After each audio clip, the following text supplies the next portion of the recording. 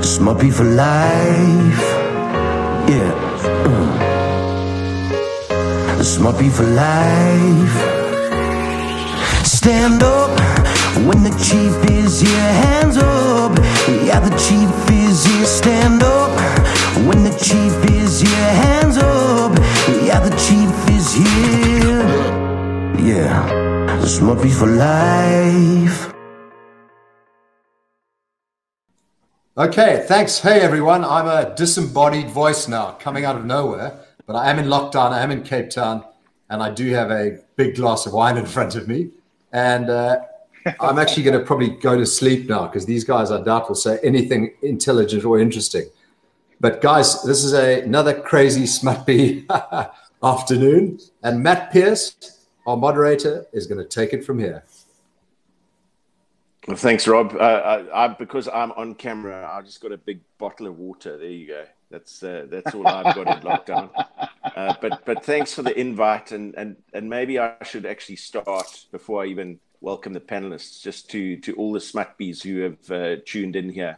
Just say a massive well done. What we're following, some of us have been able to contribute in different ways.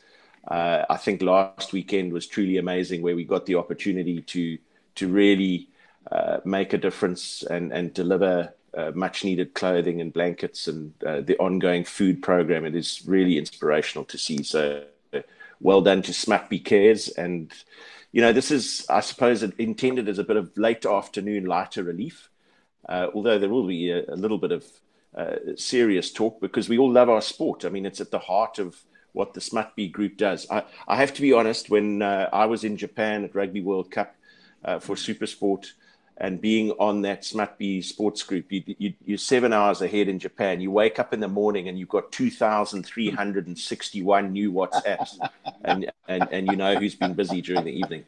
But just wonderful to have with us a World Cup winner, Schalk Britz, who was there. We're going to be reliving on Supersport some of the memories on Monday, on Freedom Day, where we replay the final. And also Graeme Smith, who I'm sure many of you have read, has had his contract extended, and we're delighted about that as Director of Cricket at Cricket South Africa, which is just amazing. Congratulations, Graeme. And then my old mate, Toks van der Linde. The most amazing thing is Toko and I did our first game for Supersport on the same day, back in 2005. Yeah. It was a game in Durban. And we went to the bar in the hotel afterwards, very relieved. And somebody chirped Toks in the bar about his commentary being bad, and he almost blixemed him. So fortunately, he's grown a thicker skin since then.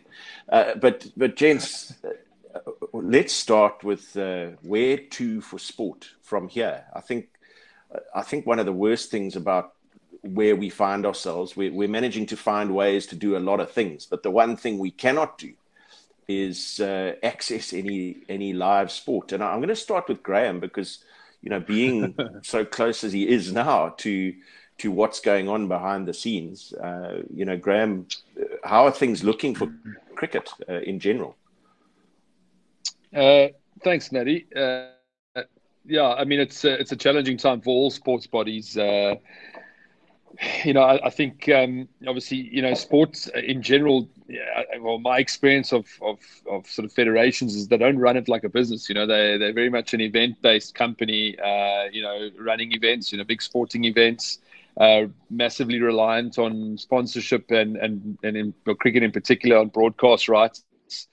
With no live sports happening or any sports happening, that really does get affected. So you've got to look at different aspects of how you turn it into a business. I mean, obviously the strategy of how you can take the game forward. I think in cricket we're slightly more blessed than rugby and football, for example. That is, we're a little bit more of a socially distant sport where we don't have to tackle each other and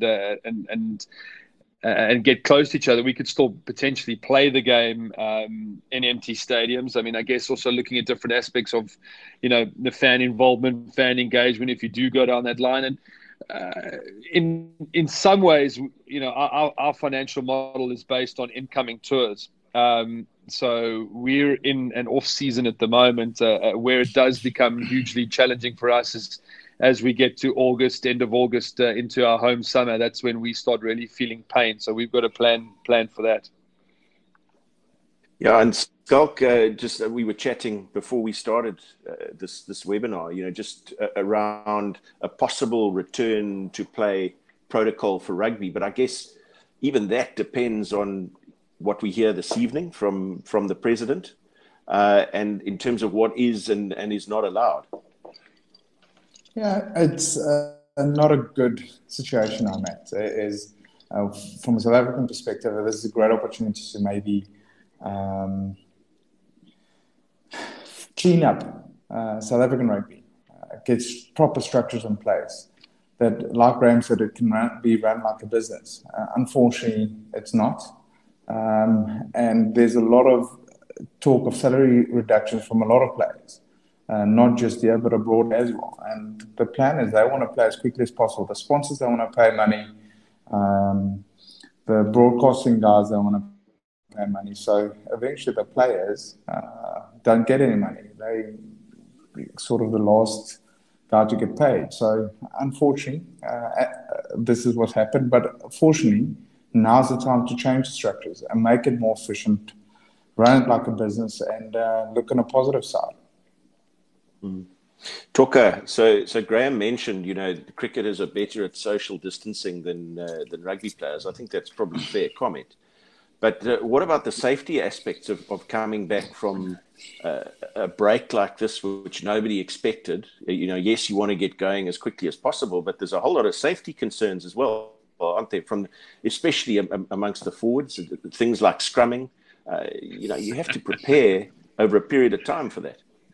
Forwards don't worry about safety. I agree 100%. Yeah, but I mean, we tough. Remember, I'm a farm boy. We tough.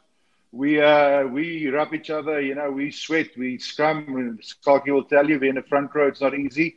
We're from a different planet. But I mean, you guys are making good points. Yeah, it's going to be very interesting to see what's going to happen to rugby in the future. And I agree with Schalk. I think it's now time. I long ago I said, there's already too many professional rugby players in South Africa. You can't compare a guy playing for a Falca earning 15,000 rand and a guy like Andre Pollard earning 300,000 rand a month. That oak now is in trouble because what does he do? He hasn't got a job.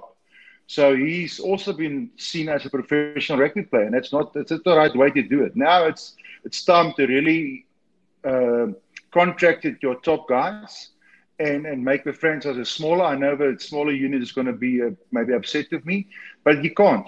Guys like with Griffins, the Falcons, these oaks can't compete. They can't compete anymore. But it's just too expensive. If you think about the Leopards, Olin Park, how can they compete? That stadium costs so much just to put the lights on in the evening. So there's so much behind this thing, and I think people will have to have a look. Going forward, what's it going to do? Is it going to be closing down the smaller unions and keeping 8 franchises in South Africa?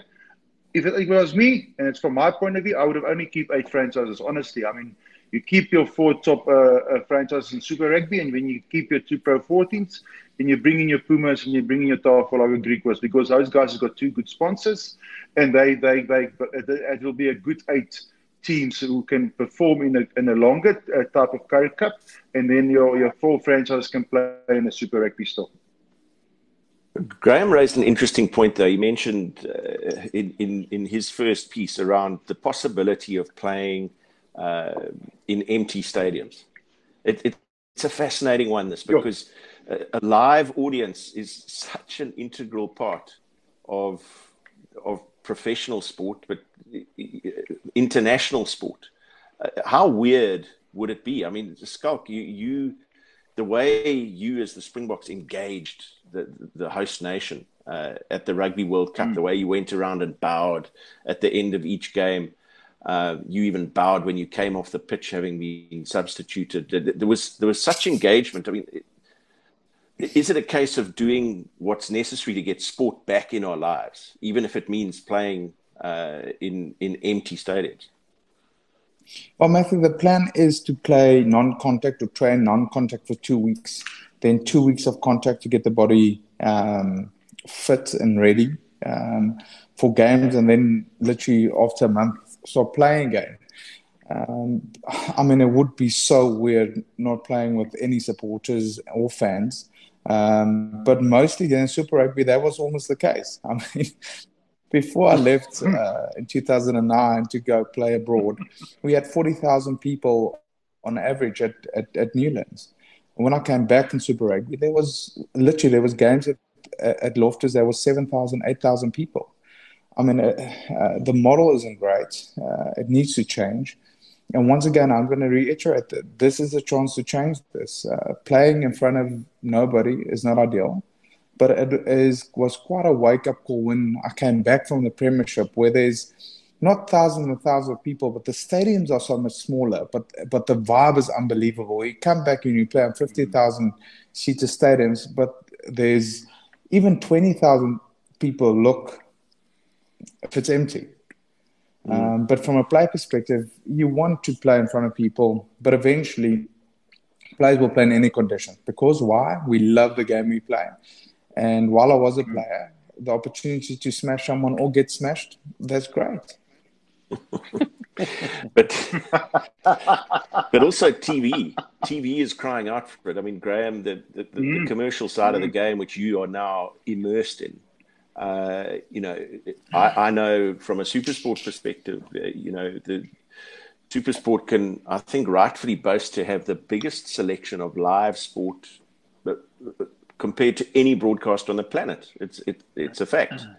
But when you get just a month of no live sport available, you start to hurt. And I think the broadcasters, regardless, let's take cricket for an example. A lot of those test matches that Pakistan were playing in the UAE had very little stadium support, but at least there was a televised product going out there. Well, yeah, Matty, I mean, I think you've got to do what you have to right now, and as I say, we're in an off season, but I think also re-looking at things and strategizing for a new norm. And we've got some ideas that are going on. I'm sure everybody does, trying to create different aspects that make viewing the game via television exciting, and I think that's something maybe as I say to you, people have got, I think in sports, have got so used to running it a certain way that they've had blinkers on. Now, all of a sudden, everything's changed and, it's open season now. And you're trying to develop new business platforms. You're trying to think about the game differently, how you produce the game. How do you create fan involvement, fan engagement through a television screen? All these different aspects you're looking at now and looking at technology. I think sport's been stuck in a vacuum for so long that suddenly it's had to be woken up now. Yeah, and also, fascinating guys, I mean, we all carry a lot of baggage in sports as well. It probably is time to have a look at how you clean it up. Matthew, sorry, just to interrupt. I'm doing a study on esports.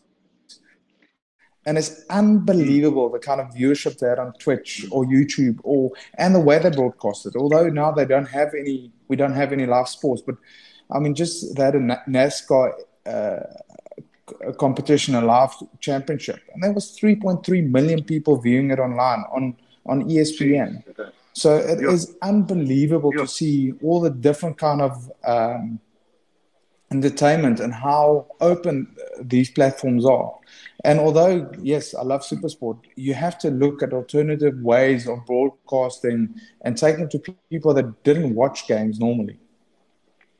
Yeah, but to your point, I mean, there's a hybrid here because SuperSport has been showing some of these NASCAR races where the actual NASCAR drivers are in their simulated cars. And I think, F1 are talking about going that route, the actual drivers and the simulated tracks. Do you guys see that esports becomes a much bigger part, Toks, of what we experience in the near future? I can tell you, Matty, and as much as I miss, and I must be honest, I'm so passionate about my commentary and I miss it every Saturday. But we had to look out of the box on my television show on television, Toks and Chops. And what we're doing now, and precisely, we had Ben Stokes as a cricketer, you all know him, was driving in, I think it's a Chinese Grand Prix. He was driving and on his esports is a fantastic medium of doing it. What we're doing with Toks and Chops now, we're basically doing Zooms out of all our houses. So Brayton will sit in his house, Janina will sit in her house, Spike will sit in his house, I will sit here, we'll get sports people on, business people on. I think that's the future. You know, we another thing I think what we can do and to make sport more interesting on Super Sport, you know, there's a thing called Super Brew that is so amazing, and maybe start competing guys and showing them on television which guy is leading, which guy is behind. Just start something new, you know, start something fresh. I think the sport is precisely like we all agree, is looking for something fresh. And yeah, I mean, I don't think it's going to be a problem to play in front of empty stadiums. I mean, you know, it's still you play the game you love. You're still getting watched on television. You have to adapt in the first few weeks, but you know, after that, people will start coming again. People love to go and watch a sport, any sport. So I just think what they got to do is, and I agree with Schalk here, is that it's now time to have a relook at the whole system. What's been, I think, in the last few years, a problem. So now we can rectify that, and we can really look at something else. I see as a question for you, Matt. I say, why don't we start rugby like IPL? You know, maybe 20 minutes aside. Start the IPL thing and playing games at 3 or 4 games at Cape Town Stadium, and then you play at F&B Stadium 3 or 4 games there. Why not? And you start 12 o'clock and you end 7 o'clock at night, and then do it like an IPL. You know, 20 minutes aside. I mean, that's maybe the new way to go. We don't know, but I mean, that's the type of things we must have a look at. And Graeme, he can tell us. I mean, IPL is a massive success. Why? Because it's a 20-over game. It's so exciting. It's totally different. No, did you ever expect that cricket will go a 20-over game, Graeme? I mean, let's be honest. Yeah, well, it's going T10 as well. I mean, no, look, we have to think out the box, and I think put on your mic. I mean, is my mic? Your mic? No, we can hear him. Yeah, we can hear him. Yeah, Toks is just your ears, but it's that Tafelberg you're drinking. We have to think out of the box, and we've been exploring a number of things, Maddie. I mean, obviously, I can't talk about it now, but you know, we are definitely looking at how we can capitalize and change things up. You know, still keep the fabric of our game, the stuff that people enjoy, but you know, take it to the next level and work with the type of conditions that we got. I think the thing about esports, there's some amazing esports out there, but there's also some real rubbish. You know, I think the sports who have, you know, rushed into it now, trying to get something to market, you know, the minute someone or a sportsman tries to play it and says it's rubbish, I mean, it's gone. You know, so if you're going to do these things, you've got to do them properly as well. You need money to invest in them. You need buy-in. But I think certainly the one positive at the moment is that everyone's now got an open mind, and that has been a huge challenge in sports, is that, you know, you get these guys that sit in positions, little IP, and they control a lot of the decision making. At least now that is having to shift, and I think that's an encouraging sign going forward. How we capitalize on it is going to be interesting. Who backs us going forward? Who has the money to back us? You know, it's going to be challenging times. There's some good Smutby banter coming through on the chat line. So CP Van Feren says, I'd love to watch the Aussies trying to tamper with the ball on EA Cricket 2020. Nice one. Well, I mean, I got raised today about shining the cricket ball. How do we shine the cricket ball? Yeah, but you see that guy might be an option. Might be an option also for us. saying that we must maybe try a virtual braai. I mean, that will be fantastic. Imagine, you know, everyone showing before the game where they're braaiing, zooming to all the different places they braai. I mean, showing the spectators, showing the people at the various stadiums or where they sit at home, at their bomas, and doing a virtual braai, zooming into them and show it on TV. Do something different. You know, I think it's time that we show it, how people watch rugby at home, or how they look at rugby and do something different. So you know, sitting with his beer, sitting with his whiskey like Smitty, sitting me like my beer in my hand, you know, sitting with your water, something we need to do something. And I always positive. You guys know me like that. You all know me for years. And I love thinking about out of the box, thinking about something new. And I agree with this guy. Let's do a virtual bride. Imagine that Pommy's briding with us in London and people in New York and everywhere we are. We're just having a virtual bride. It would be fantastic. So the other thing, if you're going to have a virtual braai, it means you still have to maintain your fitness levels while you're at home. So let's talk about one of your three favorite subjects here, the gym. I mean, do you think that, these gyms where people congregate in large numbers, have they got a problem going forward? I mean, Toks, I can see in lockdown alone, you must have shed, 20 kilos already just by staying at home? I'm down 33. Can you believe it, man? I'm honest. I'm 10 Ks away from what I used to look at, what I used to like to play, So I'm really excited about this lockdown. I mean, we're on keto, we're on fasting. So yeah, I'm loving it. He says raising his tafel lager. I mean, yeah. It's a tafel light. So just check. It's a tafel light. There's only one man on this call in condition, and that's the man that's just come from a Rugby World Cup. Scala? Yeah, brother.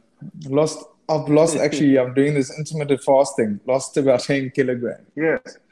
And I'm doing Sean tea with a family with 3 boys at home, 8, 6, and 4, and it's absolutely crazy. But you're also training, I believe, Scala, for the next Cape Epic while you're at home. Good time to start. Well, I was supposed to train there, Matthew, but that's not happening. I'm at home and I've got a watt bike that is killing my ass. But otherwise, it's locked down for now. So coming out of this, there's some also... Yeah. I just want to ask all the ex-rugby players, why do you all want to do Epic? I don't understand it. Why do you want to go and sit on a bicycle?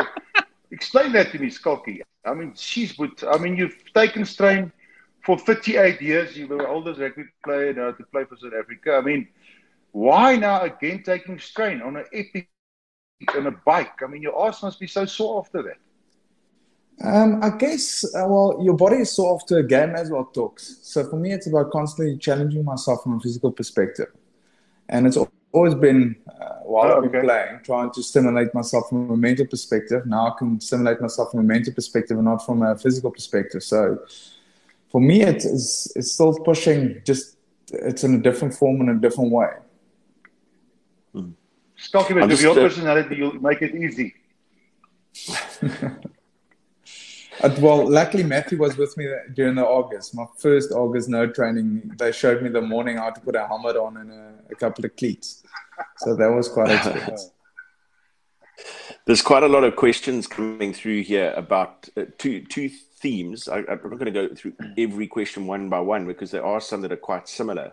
But around fan engagement going forward and keeping fans interested. We also had a question about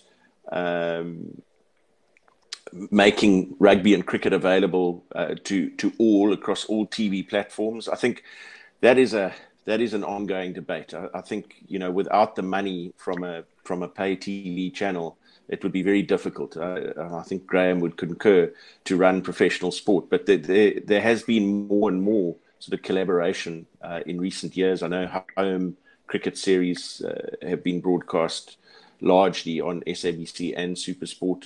The Rugby World Cup final, I think we were really proud to have, made that available across terrestrial TV as well, so that there was this massive audience.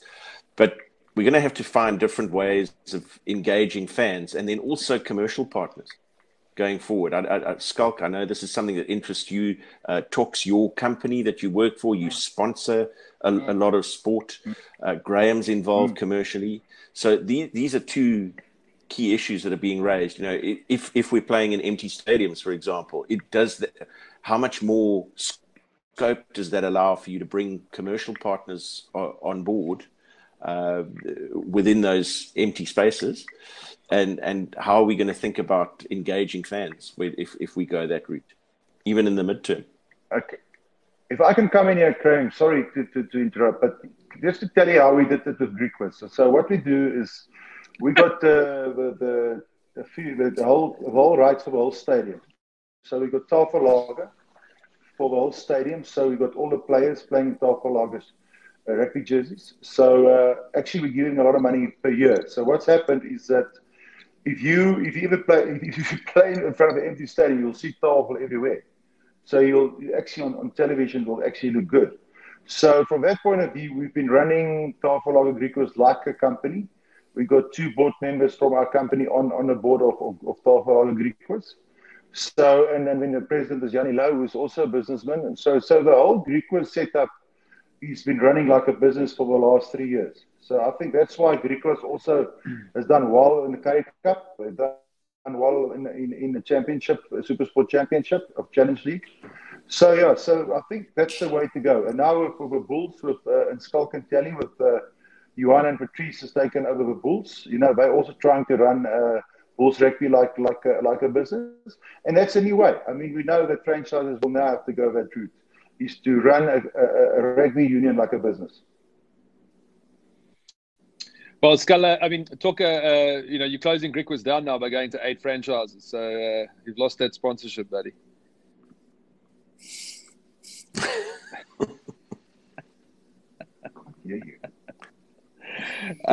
Natty, probably a good thing.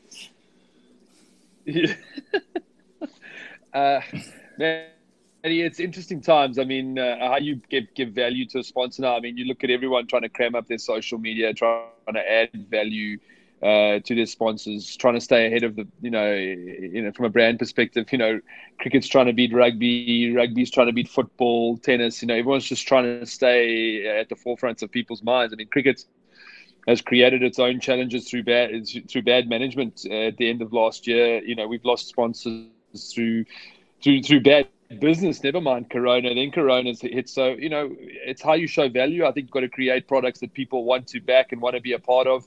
And you've got to think a little bit differently. I mean, we've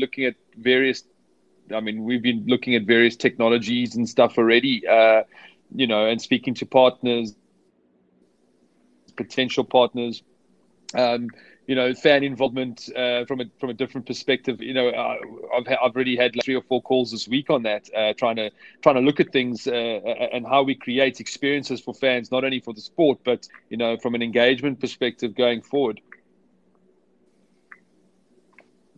Yeah, there's lots more comments coming in. I think Toka seems to have a problem hearing us. He'd probably be quite relieved. I can't hear Graeme Smith. I can't hear Graeme. Okay, well, he's been very insightful and really had some very good answers for you and what you said. But we've also got a comment from Zhao. I think is it Zhao, who said, "What is Greek Quiz?" And then Nick with a K said, "Well, Greek Quiz is a subdivision of Greece rugby." So that wasn't really nice for you to talk about that. Yeah, that's just like me. I don't even know what soccer teams play in Madrid and those type of places, So it's obviously guys from overseas. So just to let you know, Greek Quiz is a rugby team in South Africa who's actually been one of the oldest rugby unions in South Africa. So, so all we've done is now we're calling the Tafellager Greek Quiz. And Tafellager is a top beer in South Africa and so in Namibia. So if you ever come to South Africa, more than welcome to contact me, Lal or Nick or we are. With pleasure, but I'll give you a few cases of Tafellager, no problem. Okay. Matthew, is this a marketing yeah, webinar? I was going to say that. What's this? That's what you call a shameless plug from Toks. I think Toks doesn't sign another shirt besides a bit You've got to be clever, guys. Yeah, Matthew, just on sponsorship and going forward and from a viewership perspective, my experience in the last year at the Bulls was they were seen as sponsors and not as part of the grain of the company. I know sponsors come and go, but I mean, if you take Land Rover and you take Vodacom, they can't read stuff in the media They need to be the first guys that help you with your business. They need to be partners and not just sponsors. I think going forward, you have to involve, that model has to change. They're not just going to give money. Rugby isn't on that platform anymore. They need to be informed with decisions that's going on, players that's being bought, players that's being sold. And then secondly, you have to have more access to players. The fans, the supporters want access, and that's how you have to give it to them on different platforms, not just on social media, but real experiences. So you have to take the camera to the homes, to the change room. You have to give insights like Rassie did during the World Cup. Those videos that people can see what actually goes on behind the scenes.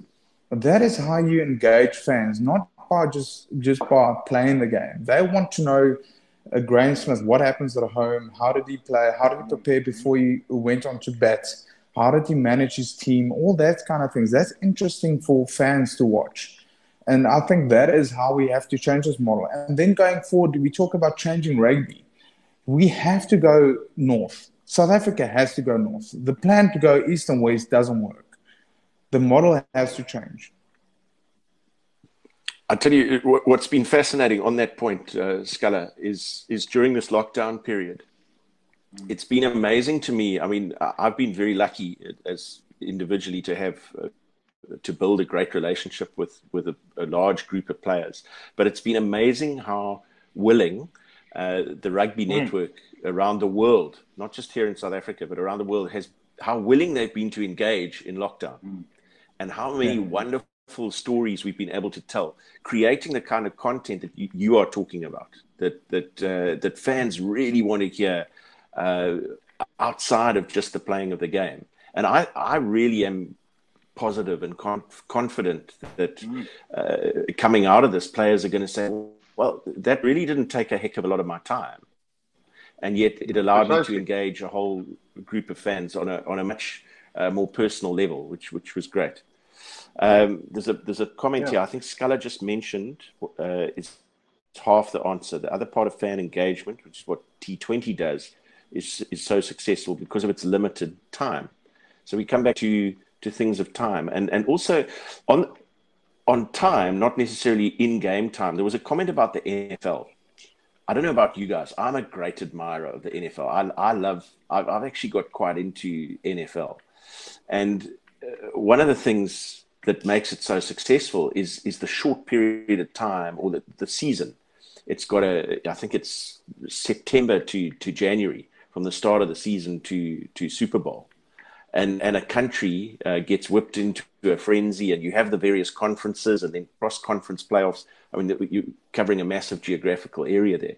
But Scala, you think about Super Rugby as an example in the sport that we love, one of them, that it tends to go on for a long, long time, and there's different conferences which are quite difficult to understand. But then, if you could condense it into a shorter period and have a pyramid structure which gave you, your two best teams after 3 or 4 months playing in a grand final, that would heighten people's attention, surely. Matthew, I would like to use the same system. You actually go the best 2 teams in South Africa, the best 2 teams in England, France, Ireland, New Zealand, wherever. And you almost have then sort of a playoff system, put them in different pools, and then they play against each other to make the game global. That's how I feel going forward, to make the product sustainable over long term. Now is the time to change it. Make a domestic conference, so you still have the Stormers against the Bulls and the Lions against the Sharks or whoever. You take 4 or 5 sides and you have a domestic league, and then you go play international. I agree with Schalk. I must be honest with you, Mary. I agree. And Schalk, you made a great point. And we need that because, and I think that's why Agustin Pichot is also, he's doing what he want to do that. So he's really looking at changing the game. And you must remember, Schalk, and you've played in both teams. You've played for Province and for the Bulls. If there's a derby between the Bulls and Province, you can go to Loftus, there'll be 25,000 people. You can go to Newlands, there'll be 40,000 people, always. You play with Sharks, the same thing. So a derby is always great. You can tell me, yeah or nay, I can tell you. Always. So derbies will work. I agree with you. Have that. Get the 2 top teams. Play the 2 top teams in the French league. Play the 2 top teams in the Heineken League. In British tournaments. Same in New Zealand.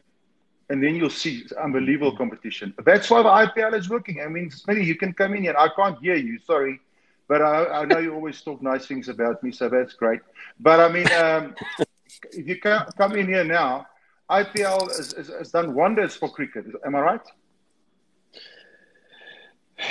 Look, the cricket landscape is consistently changing anyway. I mean, we've had to deal with a lot of free agency. The money that players are earning at the IPL, certainly the top players, is difficult to match anywhere else. And so I think, this might fast-track cricket administration. I mean, I wouldn't be surprised if we face IPL, the ICC battle very shortly post-coronavirus.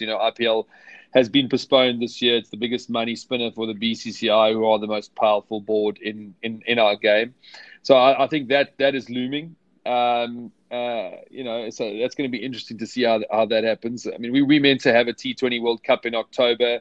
At the moment, the ICC saying it's still going ahead. So for us, when I saw a question on fitness as well, I mean, we had planned extensive winter camps. We try to identify players, upskill players. That's kind of where cricket is at the moment. We need to improve drastically on the player front, but that's all been put on hold. Our players are running, home fitness, sharing data every week. So we're on them. We're doing the best we can, and players are doing the best they can at the moment. But it definitely has stumped for us from a player growth perspective. It's put a lot of things on hold. Guys, on the chat forum there, I have to acknowledge another Rugby World Cup winner, South Africa's leading try scorer, Brian Habana. Brian, great to have you on. And you see, Brian, whenever you enter these conversations, he always comes up with such enormous common sense. It can be quite annoying sometimes. But we're talking about replicating NFL models. He said, they've also got over 300 million people as a fan base. And it's a good point. But Sculler, coming back to rugby, I have to concur when you talk about the size of a fan base. Having attended a few Premier League Premiership games in the UK, the smaller stadia, which are packed, packed to the rafters, you can create an amazing atmosphere with a smaller crowd. That is for sure, if your venue is right. And we've got some people saying on the chat group as well, if we have to come down, or if we have to come back with empty venues in order to get sport back going, well, then make the venues small venues, and use the closeness of television cameras, etc., to create a little bit more intimacy.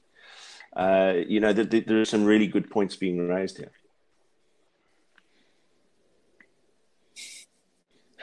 Oh, hello, Graeme. Yeah, my daughter. Matthew, for me, the big thing is if you have to create scarcity, if there's always going to be tickets available, like you can sell it for 500 or 100 Rand. But the big thing is if I look at Bath or even Saracens that had 10,000 or Leicester, there was a scarcity to tickets. You can't always get tickets.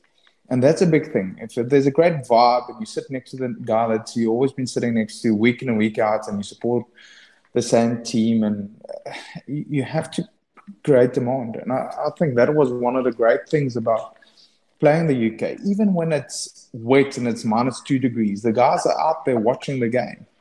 And that was, for me, quite amazing to see that the reason why he's going is if he loses his ticket, it's going to take him, same with football, it's going to take him years to get that ticket back. Yeah, absolutely. Yeah, Toks, I agree with Schalk. unfortunately, Toks? Sorry, mate. Yes, I hear you. Can you hear me? Can you hear me? Yeah, there are a Yeah. number of smutbees who have just called buffalo on you for drinking with the wrong hand. So just I totally agree. But I've got the left hand. I've got the left hand. And I just look on their TV. It looks like I've got the right hand. Guys, cheers. Not buffalo. It's really my left hand. Cheers on you guys. Fantastic. And it's a light beer. That's why I've lost so much weight. Cheers. What about Schalk, I forgot. what about virtual reality? as a concept. I think one of the things which has been fascinating seeing on TV is that camera that then with the spider cam that's able to give you as a replay. It's able to give you a kind of 360-degree view of a goal or a try or a piece of play. Yeah. I mean, it can't be too long before we're maybe recoding certain games, right? And allowing viewers via virtual reality to kind of be within the game as within a game that they recently watched, for example, to almost experience being on the field. Is that an option? For sure, it's an option, Matty. And you know what? For sure. Another thing I was thinking about now, you know what I've always dreamed about is that having a competition, and Schalk made a good point to say, you know, your sponsors got to get involved. So I know, we know that because we give a lot back to our sponsors. But you know what would be nice? And Schalk, I think you'll agree with me, and you too, Graeme, we've played at this level. Imagine having a competition for a spectator to come into the change room just before a test match. Imagine what it will mean to that spectator. I mean, why don't we do that? Why don't we show that? I mean, for that guy will remember it for the rest of his life. We have to start doing things differently. You know, I see this one guy saying Toks is promoting his beard to get involved with esports. My man, yeah, you're a bit late. Sorry, you'll watch the space. It's a massive opportunity to get involved with esports.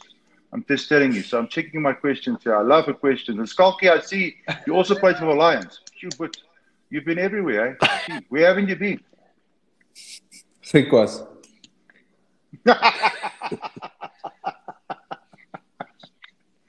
do you agree with me? I mean, you guys before a test match, you know, having a spectator, I know that you guys are quite tense before you go to bat. Don't you think it will work, guys, just to do something different? No, I mean, I think your sentiment is right. I guess it's how you do it and achieve both, that you allow your frontline guys the opportunity to get mentally ready to perform, and also then create the fan involvement and the touch points that you're talking about. Look, I mean, it's a difficult one, and each guy has different personalities, and each coach and captain will have different styles. But I think there's a lot. I mean, certainly what I've explored of late is there's some fantastic ways to create fan involvement, and there's some nice products out there as well. And you know, maybe we should be strategizing on how we create competitions that allow that as well.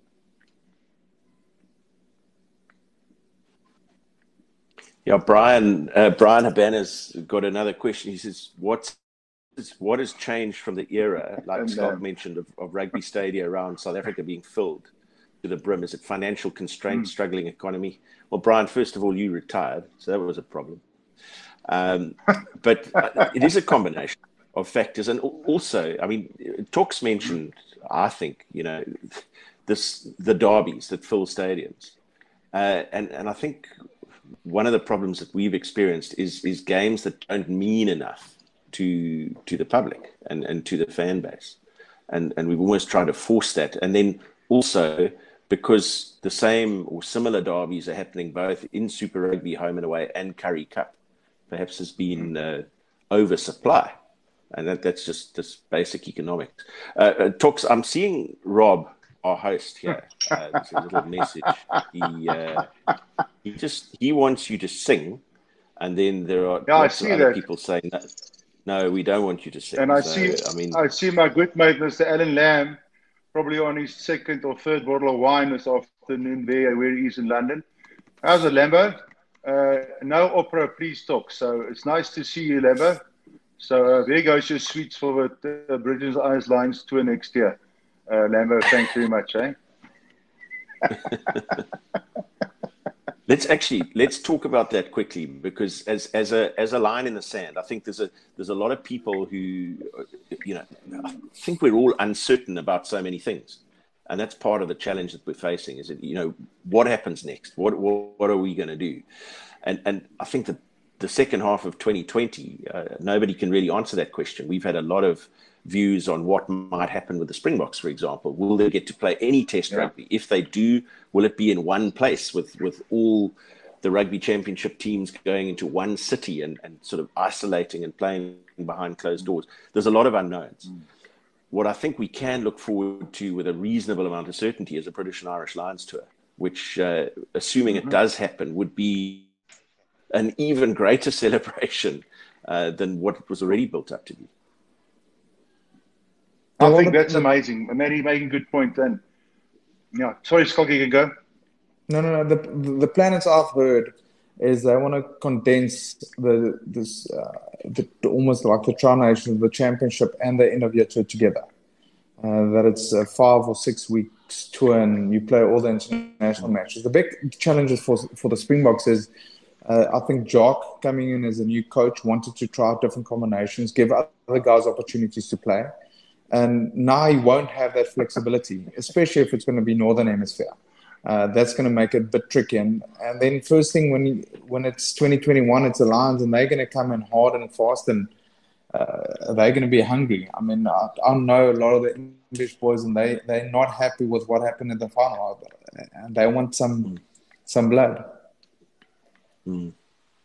So Rob Hersov's obviously now, Toka, I think Rob's finished his bottle of wine now, because he's asking if on my bookshelf here behind me it's the Kama Sutra, so he can't read. He can't read. But the important thing is he's asked you to sing again, and now Lammy's agreed. So with Lammy on board, you have to sing. I'll just sing the choir, the verse in the choir, and so it says, "O sole mio, on a frontier te, o sole mio, on a frontier te, con a frontier te."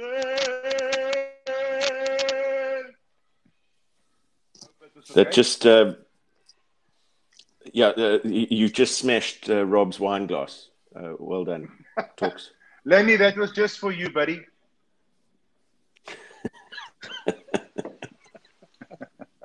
Just blew my speakers. Yeah. Matty, just to talk about the British and Irish Lions tour, I think it's going to be fantastic. It's going to be awesome. I see Warren Gatland wants to play against New Zealand for a warm-up test match next year. That's going to be great. We and thankfully we can do that again. It's going to, we're going to show every game on SuperSport, 3 test matches in great stadiums, playing against great unions. So British Irish Lions tour, we need that. In 2021, we need such a big event to come to South Africa again, and to really help building rugby up again. So that's going to be massive. I agree with Schalk. It's going to be very difficult to play in a championship, and then I have to fly from New Zealand and Australia back to London and maybe Scotland or France or whatever. So, Scholar, it's going to be tough. I mean, you've just done it now in the last few years. I mean, that's going to be, and we all know it, flying to New Zealand and then back and forth. It's tough on a guy's body.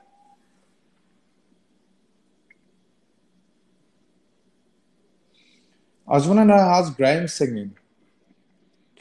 Yeah, it's non-existent, bud. I can't hear him. I wish I couldn't hear you, Toks.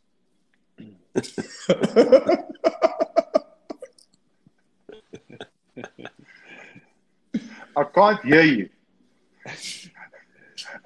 Yeah. Sorry. This I have to get involved in. Graham's just said, Toks, he wishes he couldn't hear you. I'll get him, Matty. You know how much we love going to the Oyster Festival in Iceland and having a sing together. And Matt Pearce is one of the Mustang Sally. He can sing beautiful, guys. I just want to tell you, Matt Pearce is a great singer. Don't underestimate Matty Pearce. He has sang Mustang Sally like no one can sing it, Matty. So one day you must do that for us, please. Prove it. Yeah, with a backing backing band. Graeme, maybe you'd like to just give us a feel for, we know a lot of people during this Zoom and Microsoft Teams environment, your kind of business up top but not necessarily anything great, below the waist. There's a big call to see what you've actually got on the bottom half. Is that possible? Or are you really? I wish it was something. Or are you wearing a speedo? Just a pair of shorts and what else see if I can get it in there? A pair of Addies. Just straight out of the gym. You've had all your Cricket South Africa commercial meetings as well. Shorts on the bottom and business up top. Well, t-shirt hardly business. I actually generally, when I do these Microsoft Teams, which we spend our life on, I don't turn my camera on. I blame the Wi-Fi. So you've just blown that for me now. Thanks, Matty. Guys, great to catch up. Schalk, just a quick word on what you're up to, because we've spoken about Graeme and his role at Cricket South Africa. Toks has told us about 27 times that he works for Tafel Lager. So, Schalk, what? Schalk, just life after rugby. I mean, it must be quite strange. I mean, is there a chance of another coming out of retirement? I mean, I would guess not. But who knows? These are very weird times. I mean, you could say nothing's impossible. Well, Matthew, I must say, a couple of times I was sitting in my Remgro office, and I was getting offers that was for 6 months. They would pay me more than I would get in 6 years out of my salary from Remgro. So that made me think twice about not returning to rugby. Currently, I'm working for Remgro and business partners. So Remgro looking at different ways or different avenues to invest in. That's hence why my study and report is about esports, something totally different. And then helping business partners, everybody knows about Johan giving R1 billion and helping to distribute that. Oh, it's brilliant to hear. But guys, it's been good to catch up. But Rob, our chief of the Smutbees with his big headdress. It's a pity we can't see him. I bet you Rob has got his headdress on right now. I can just picture it. That's the camera. I don't know if you can do this. I rather want to see Kate with that on, though. and nothing else. And nothing else. Does the camera work? I don't think it works. So, guys, I'm just going to thank you all. Thank you, Matt. But I'm going to ask you a quick fire question, and you just got to answer quickly and honestly. Okay, and this bit is being recorded. If you, as of now, were single and had unlimited cash, what business would you start? Schalk, you go first. I would definitely, with almost at the end of 2020, there will be 4 billion gamers or access to gaming. I would definitely go into esports. Or not probably esports, but gaming in per se. Okay. Toks? Well, I agree with Schalk. You know what the new thing is going to be? It's going to be doing business, IT, getting your IT up and running. For me, it was tough to just start my iPad this afternoon to talk to you guys. So I think IT and the way to doing business from home is a new way to go in the future. Graeme? Well, I'm just amazed that Toks didn't say beer company, Robert. I